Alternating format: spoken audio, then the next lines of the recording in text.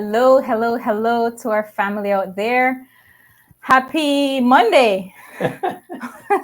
I know it's a little bit later for those who are joining in, but we're behind time here where we're located in Alberta. But we want to say welcome, welcome, welcome to those who are joining us on the Facebook page, that's Duke's Institute, and also in our private group, which is called the Empowering Christian Families. So if you're interested in joining us in our private group so we can continue this conversation in a more private and intimate setting, please click on that group and ask to join the group and I'll let you in. Yeah. And for those who are joining us on YouTube as well, welcome. And for those who will be joining us on Instagram, welcome. So we're everywhere because we want to get the word out.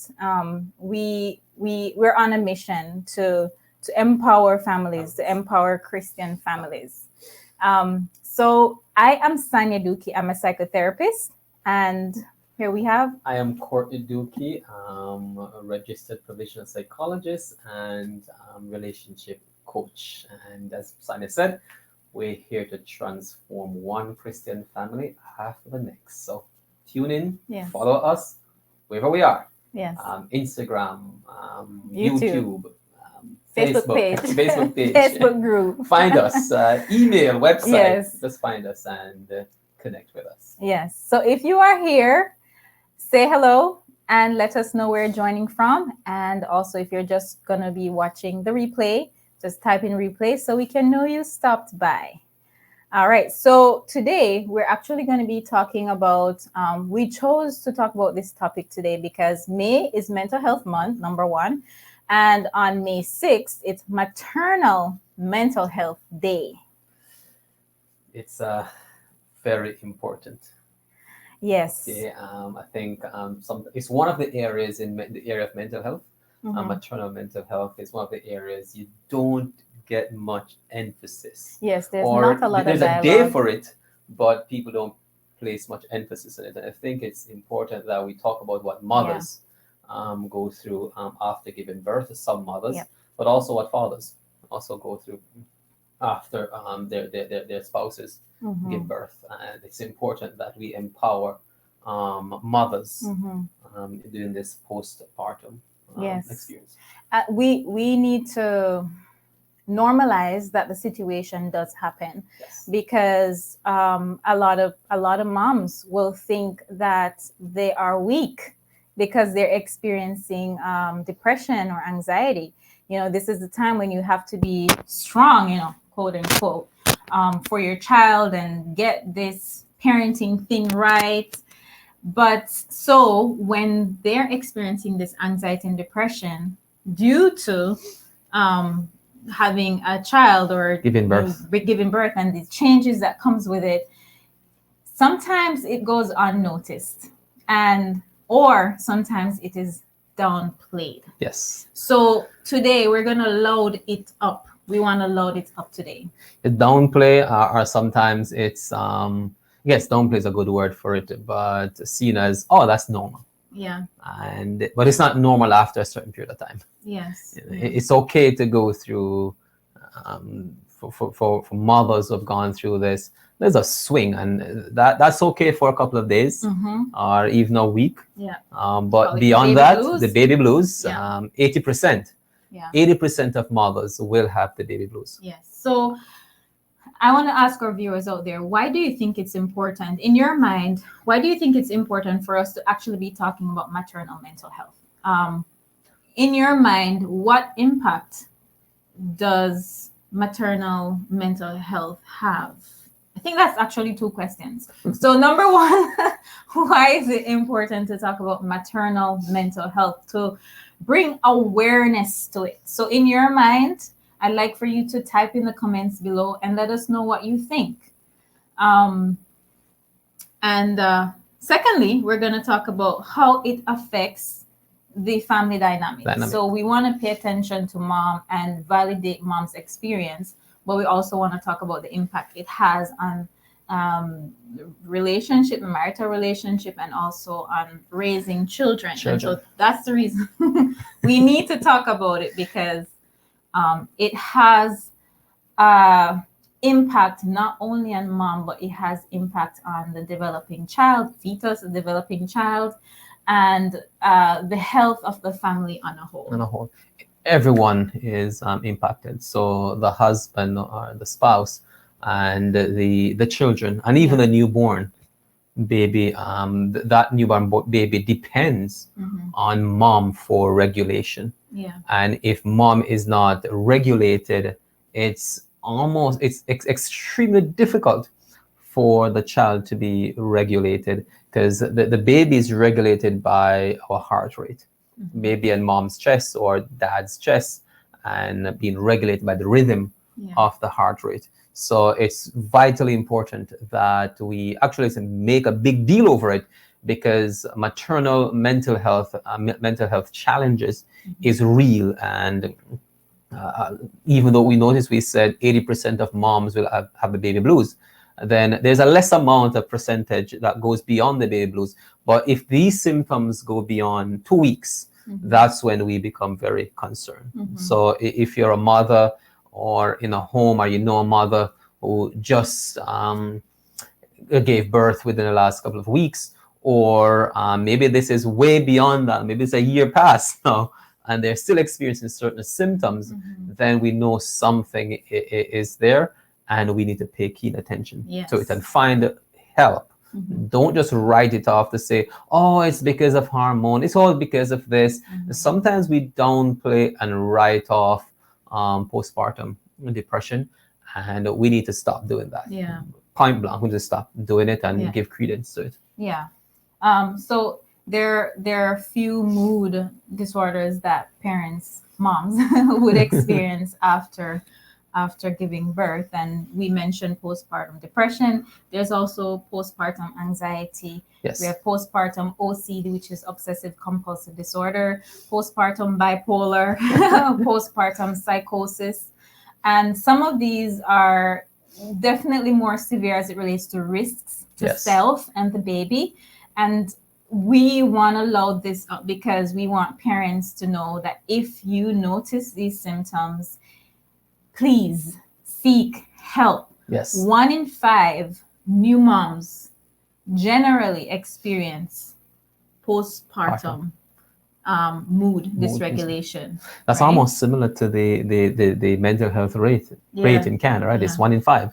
Well, before COVID-19, we're still waiting for updated stats on that one. But before COVID-19, it was 1 in 5 individuals struggle with a mental illness in Canada. So to see that the stats actually all is the same stats is true for moms who give birth. Yes. Then and we're looking for mood swings, constant mood swings. Sometimes even the lack of energy, no motivation, the feel of feeling like you're a failure. Yeah, extreme sadness. Sadness, crying constantly. Just sit there with your baby like, why am I crying? And this constant crying, swinging mood, your energy is down, motivation is down. Sometimes you look at the child and the child is crying and you are irritable or frustrated. It's not time to blame yourself. Sometimes there are things going on inside of our bodies, and we need to seek help. And so for any mothers who are listening and who are listening to the replay or the live, it's important that you seek help or reach out, talk to somebody about it. Don't stay in the closet of yourself and go through that pain. That's what a lot of moms do, because they think they're supposed to be tough and strong. And you've just given birth, and yes, you're a mother now, and the main focus is on the child. And yes, that's true. But if mom is not okay, if mom is not doing well, the child cannot be okay, and the child cannot be well, because that child depends on mom tremendously. So mom needs to tune in to herself to see what's going on, how long is this going on.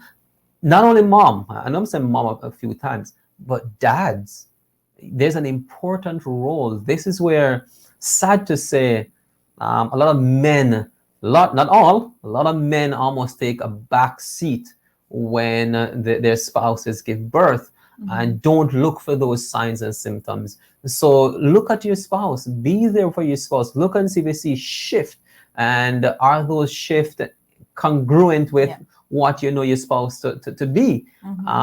Is it going on for more than 2-3 weeks? You're seeing the sadness, the crying. So I encourage husbands, be more observant of your partner after birth.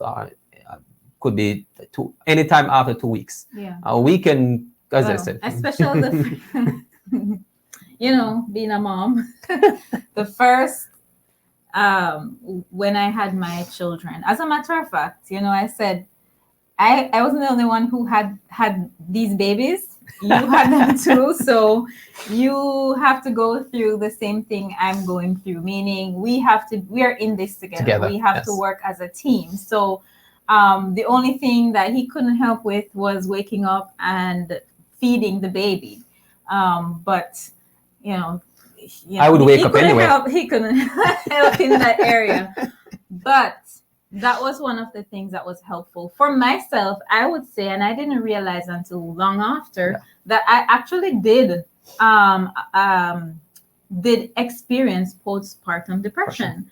Around that time we had a lot of changes in our life as well. So I kind of thought it was that, but really it started around when I had my child, and a lot of things could possibly cause that. So I hear Fern here is commenting. She says that it's such a drastic change of family dynamics and a lack of sleep and health.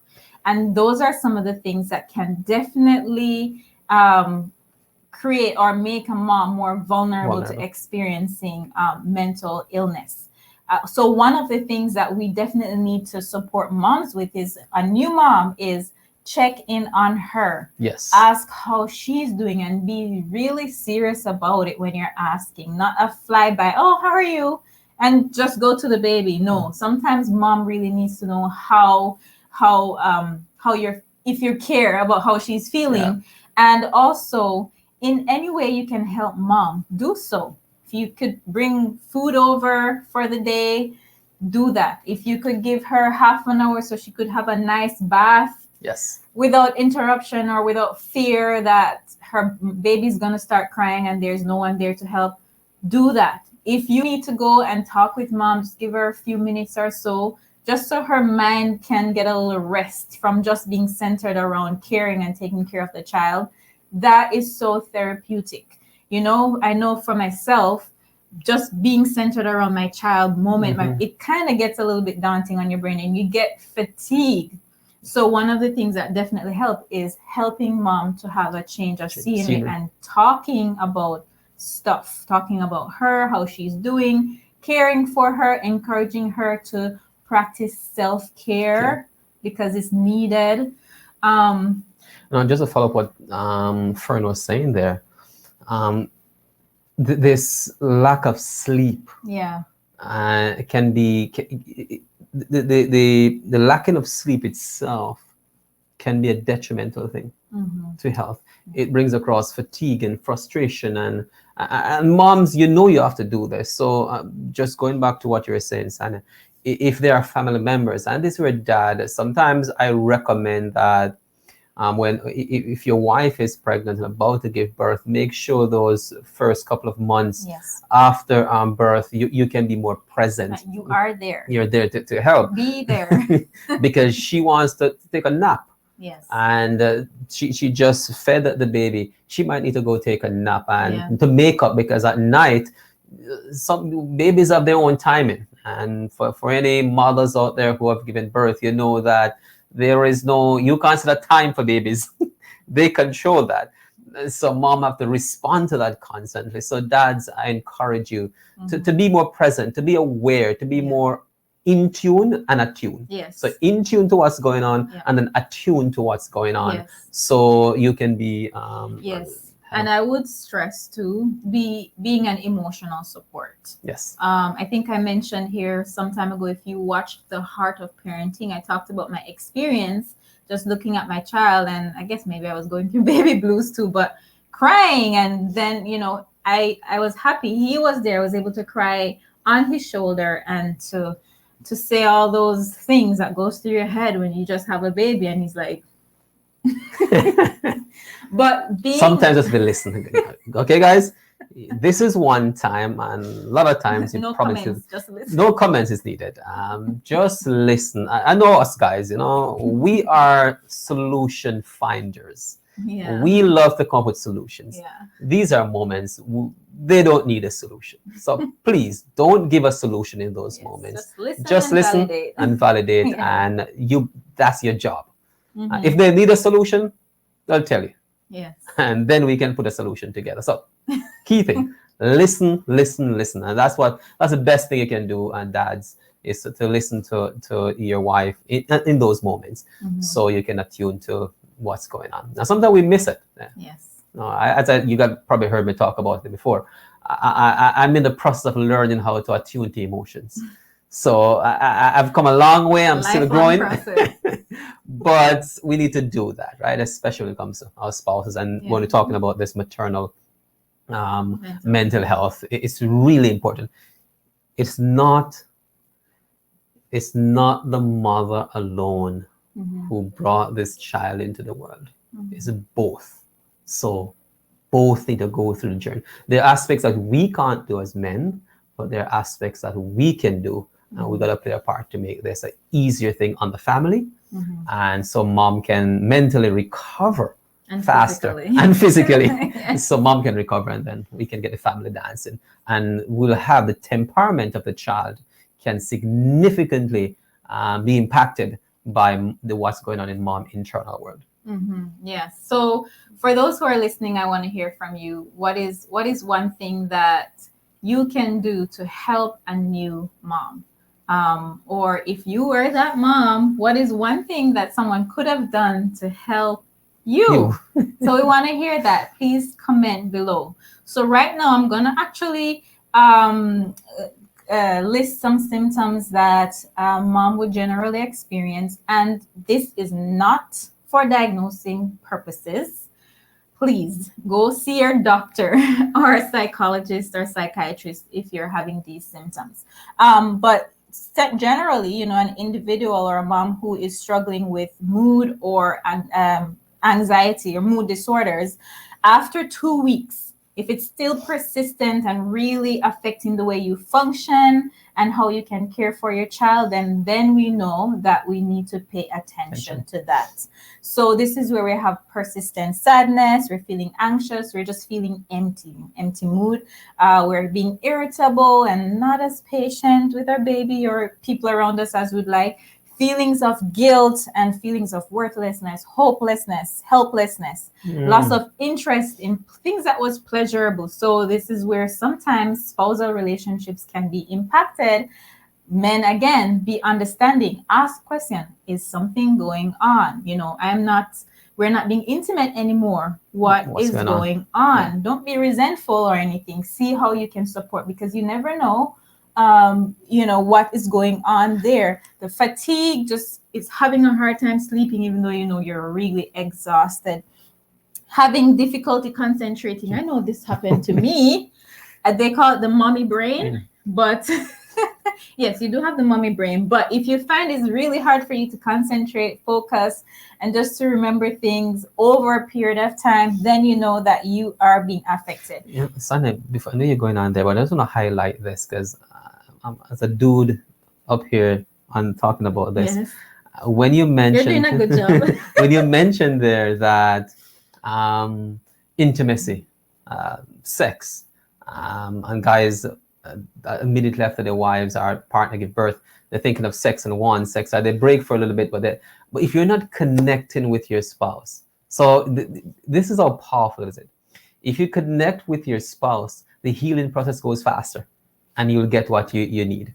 Yeah, but don't do it because you want to get what do it because you care about your spouse. Connect with your spouse. Please. And then the other thing that guys will do, husbands will do, they resent their wives because we have this kind of thing. The mom is focused on the child, and because mom is so focused on the child, and the husband feels left out, and Oh no, get in the mix too. Yeah. Connect with the Be a child, part of connect it. with, be a part of that process. Yeah. Create a strong bubble. About, between and if you therapists. do that, guys, Yeah. I guarantee you, Yeah. you're not doing it for the result, but you'll get the result Yes. that you want. Yes. In our private group, we can talk about different things that a man can do to really increase their Yes. attractiveness. We won't do that in the public here, but if you want, join our private group, and we can And ask your questions, and we'll address some of these Right. things there. So these are the things that we want to think about for a mom, and how we know she's having difficulties.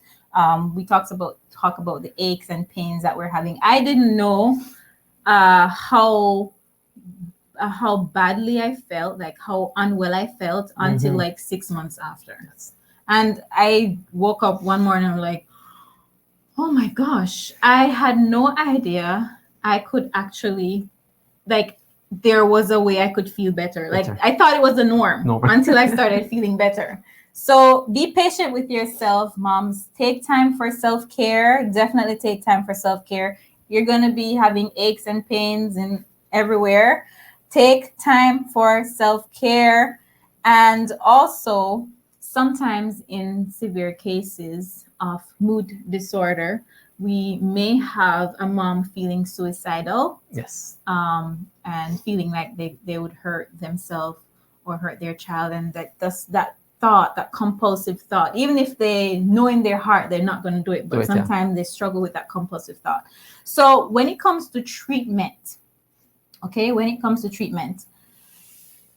we encourage moms to don't put it under the covers and pretend that it's not there or it's going to go away. A lot of times we found research have found that parents or moms who do seek treatment, whether medically or through therapy, they're the ones who are more likely to quickly recover. If they don't go to treatment, then it goes on and over a period of years. Yes. And that's when it can really affect the interpersonal relationship you have with your child, with your family. You're irritable, not patient.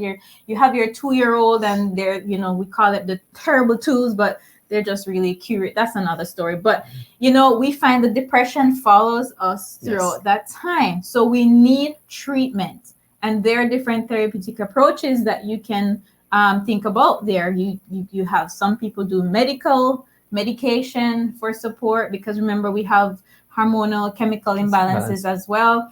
And also therapy. We need a space where we could talk about these things, get coping skills, work through this stuff, be validated, and be affirmed for what you're going through. And that's how we find that the healing process starts. You don't have to do it on your own.